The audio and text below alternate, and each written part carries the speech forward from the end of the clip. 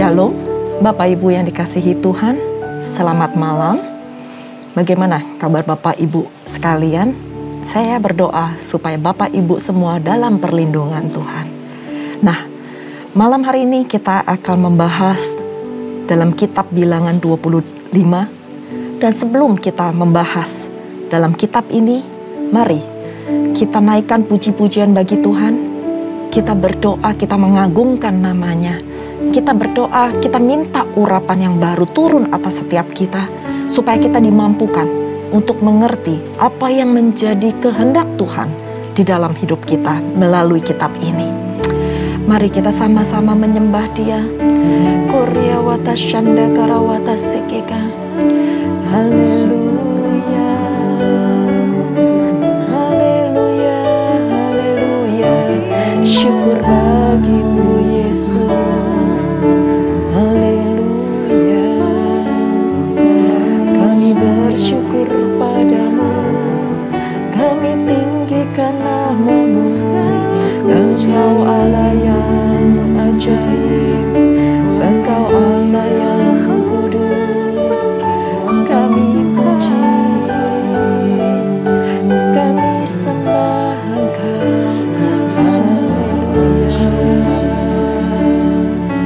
Tiada yang seperti-Mu Yesus, tiada yang seperti-Mu Tuhan. Korea wata shanda karawata shikika karya wata shikiko. Kiara la la la la la la la wata karawata shikika karya wata shande. Haleluya.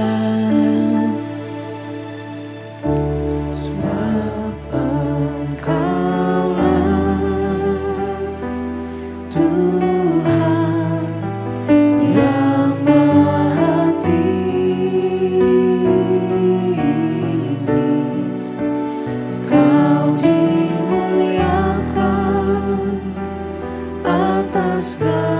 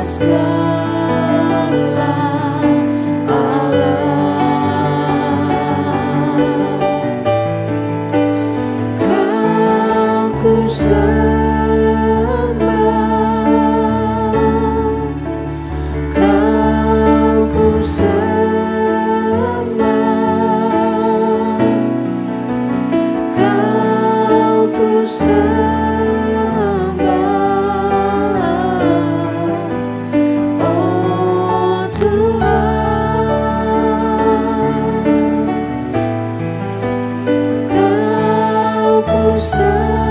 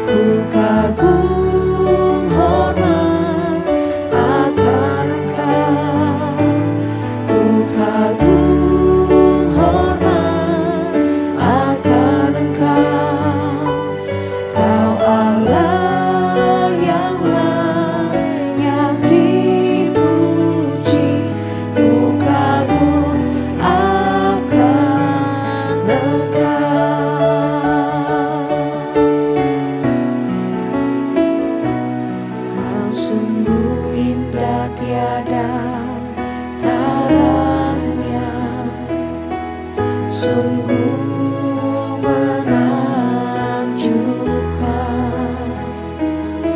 sungguh ajaib untuk dimengerti, lebih dari semua yang ada. Hikmat-Mu tiada terselami, kasih-Mu dalam tak terduga. Kau sungguh indah tiada taranya, mulia dan berkuasa. Ku kagum hormat akan Engkau, ku kagum hormat akan Engkau. Kau Allah yang layak dipuji, ku kagum akan Engkau. Ku kagum hormat akan Engkau, ku kagum hormat akan Engkau. Kau Allah yang layak dipuji, ku kagum akan Engkau.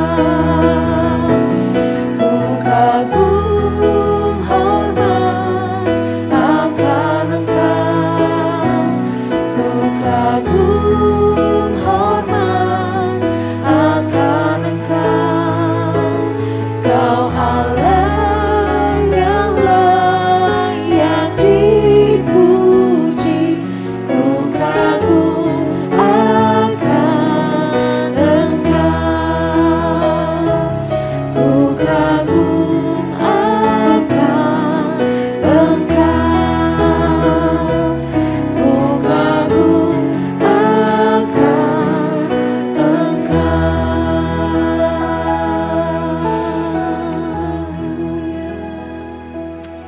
Benar Tuhan, kami sangat kagum akan Engkau.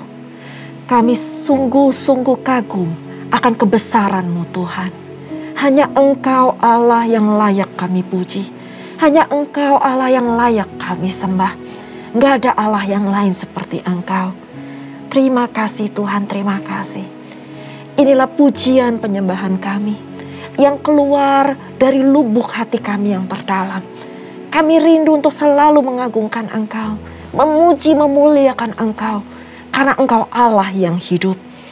Terima kasih Tuhan, terima kasih. Terima kasih Bapa. Terima kasih untuk penyertaan-Mu yang begitu sempurna dalam kehidupan kami. Kami ada sampai saat ini semuanya karena Engkau. Tuhan, berbicaralah. Berbicaralah pada malam hari ini kepada setiap kami. Koreksi setiap hati kami Tuhan. Kalau hidup kami tidak sesuai dengan kebenaran firman-Mu, biarlah Tuhan, kami mau belajar lebih dan lebih lagi Tuhan, untuk dengar-dengaran akan firman-Mu, untuk melakukan setiap kehendak-Mu dalam kehidupan kami. Tuntun kami Tuhan, ajari kami Tuhan, urapi kami Tuhan, supaya mata hati rohani kami terbuka akan firman-Mu. Urapi hamba Tuhan yang menyampaikan kebenaran firman-Mu, pakai hamba Tuhan sebagai alat-Mu Tuhan. Biar Roh Kudus-Mu sendiri yang berbicara dari awal hingga akhirnya.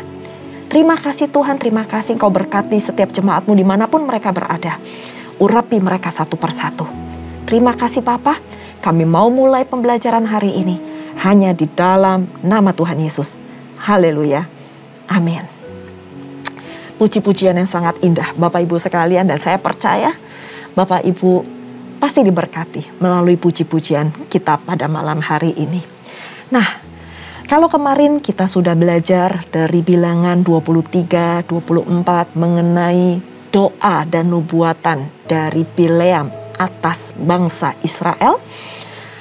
Pada malam hari ini kita akan belajar sama-sama dalam kitab Bilangan ke-25, di mana Israel menyembah Baal Peor.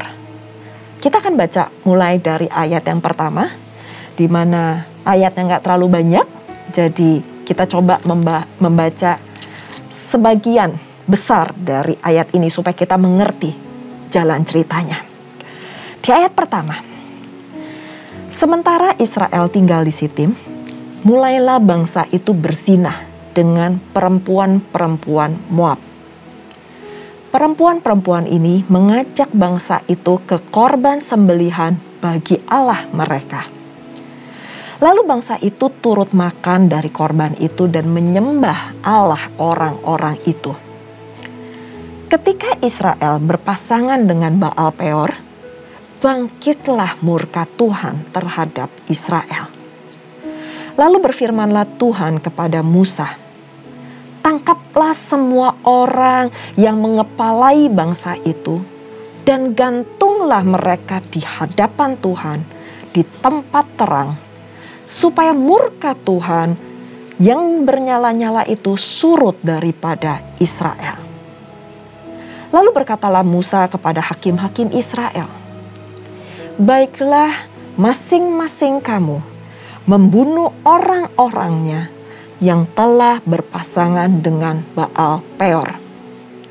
Kebetulan datanglah salah seorang Israel membawa seorang perempuan Midian kepada sanak saudaranya dengan dilihat Musa dan segenap umat Israel yang sedang bertangis-tangisan di depan pintu kemah pertemuan.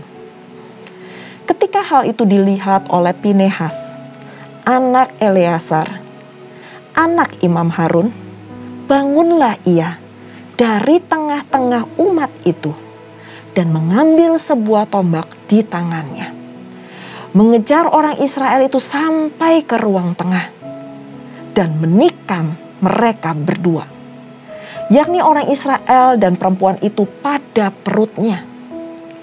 Maka berhentilah tulah itu menimpa orang Israel. Orang yang mati karena tulah itu ada 24.000 orang banyaknya. Tuhan berfirman kepada Musa, Pinehas, anak Eleazar, anak Imam Harun, telah menyurutkan murkaku daripada orang Israel. Oleh karena itu, ia begitu giat membela kehormatanku di tengah-tengah mereka, sehingga tidaklah kuhabisi orang Israel dalam cemburuku.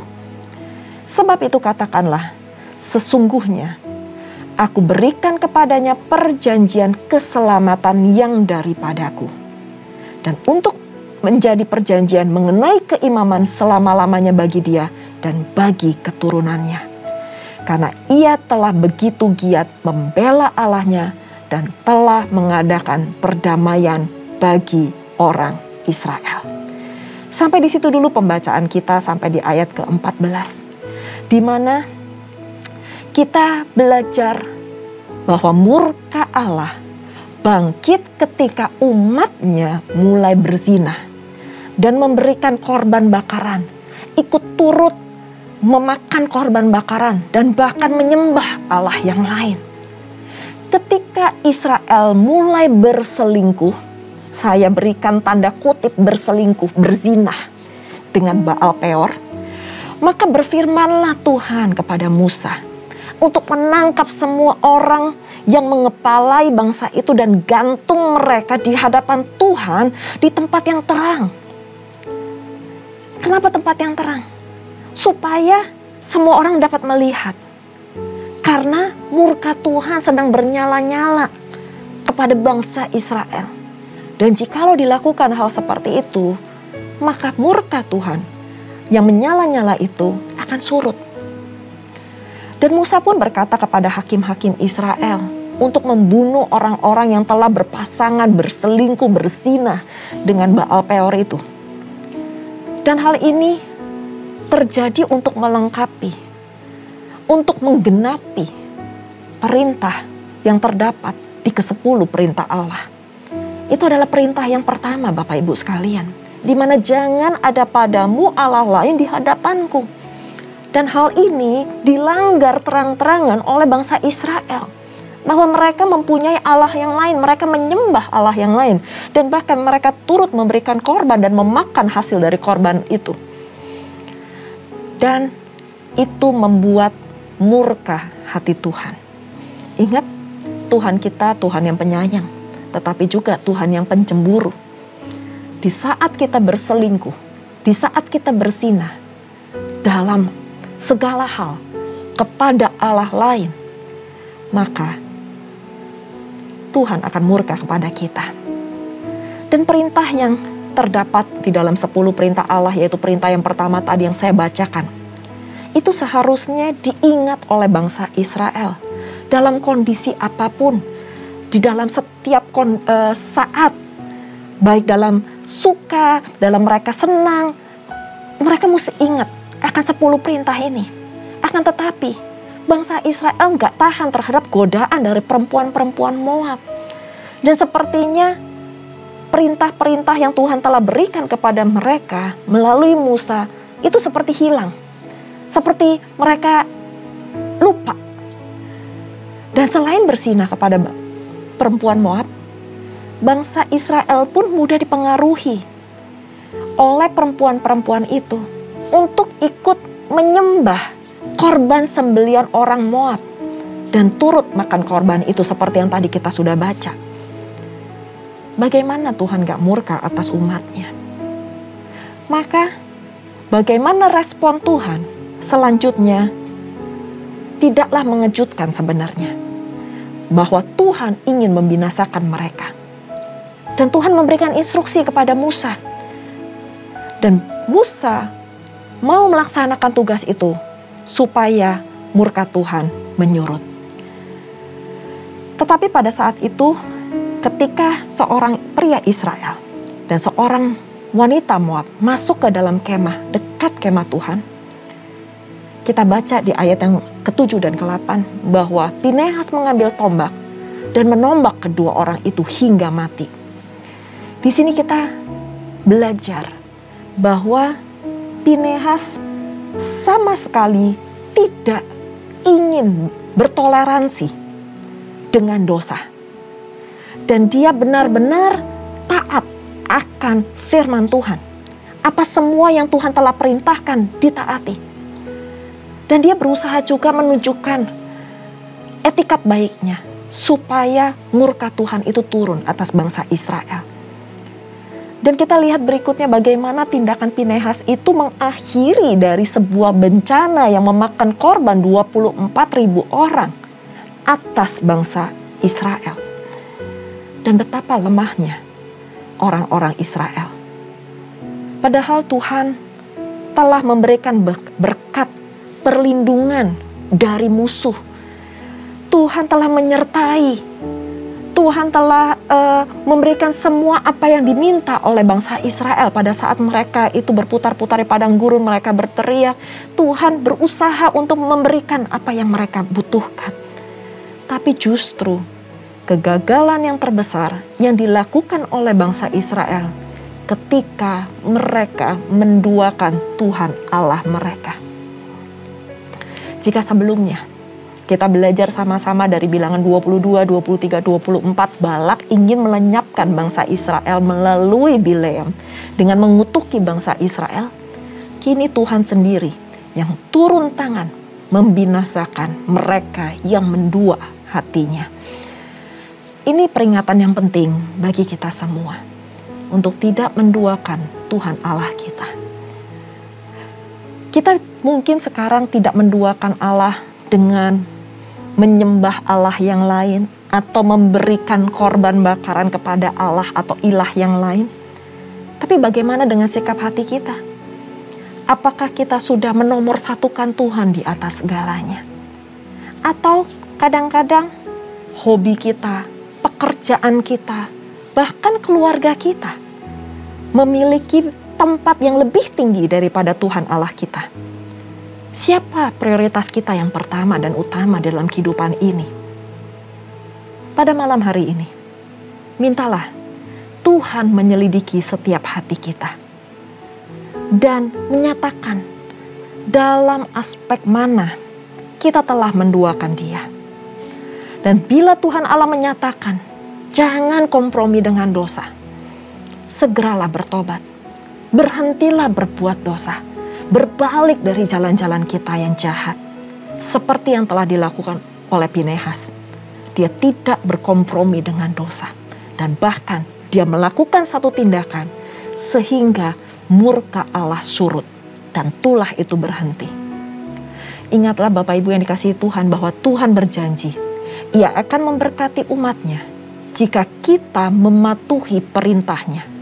Seperti yang dilakukan oleh Pinehas pada ayat yang ke-13. Namun sebaliknya, Tuhan akan menghukum mereka jika mereka melawan dan menduakan Tuhan.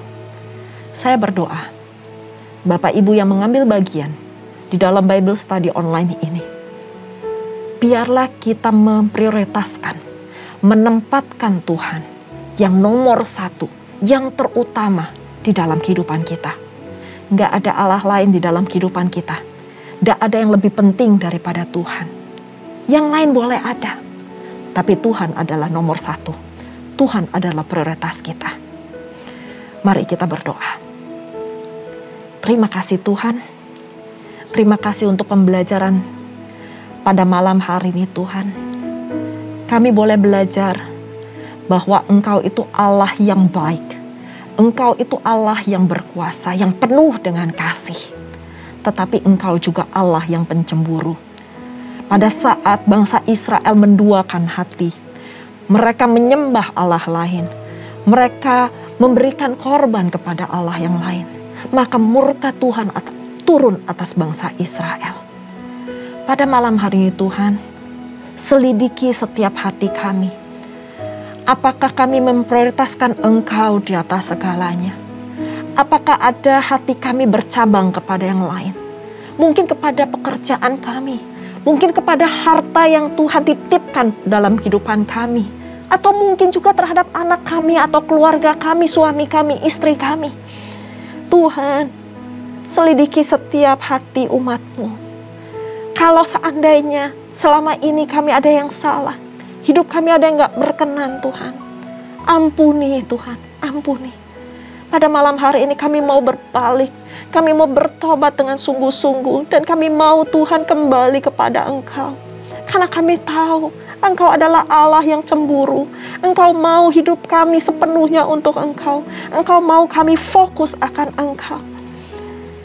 Terima kasih Tuhan, terima kasih untuk peringatan yang Kau berikan pada malam hari ini.